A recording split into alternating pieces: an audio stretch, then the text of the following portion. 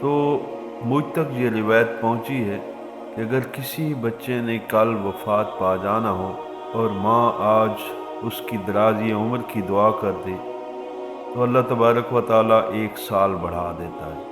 تو اس لیے دنیا میں اگر کوئی مخلص چیز دیکھنی ہے تو وہ بچے کے لیے اس کی ماں کی دعا ہے۔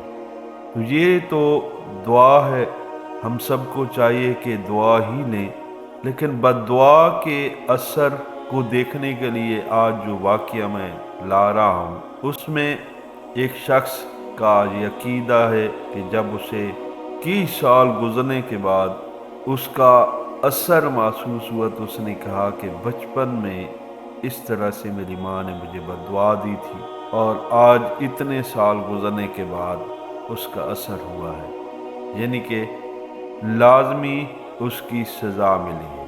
تو حدیث مبارکہ بھی ہے کہ ایک ایسا گناہ ہے جس کی دنیا اور آخرت دونوں میں سزا ملتی ہے، اور وہ یہی غلطی ہے کہ ماں باپ کی نافرمانی، یعنی جو دنیا میں ماں باپ کی نافرمانی کرتا ہے اسے دنیا اور آخرت دونوں میں سزا ملتی ہے۔ تو آئیے یہ واقعہ سنتے ہیں۔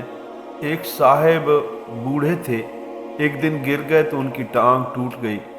فرمانے لگے آج 70 سال کے بعد ماں کی بد دعا اپنا کام کر گئی۔ فرمانے لگے کہ بچپن میں چڑیاں پکڑتا تھا تو ماں مجھے منع کرتی تھی اور میں رکتا نہیں تھا۔ بچہ تھا تو ماں نے مجھے ایک دن کہا غصے سے کہ اللہ کرے تو گرے اور تیری ٹانگ ٹوٹ جائے۔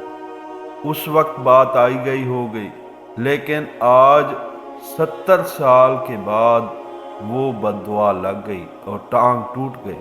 تو جس طرح ماں باپ کی دعا اثر رکھتی ہے اسی طرح ان کی بد دعا بھی بڑا اثر رکھتی ہے۔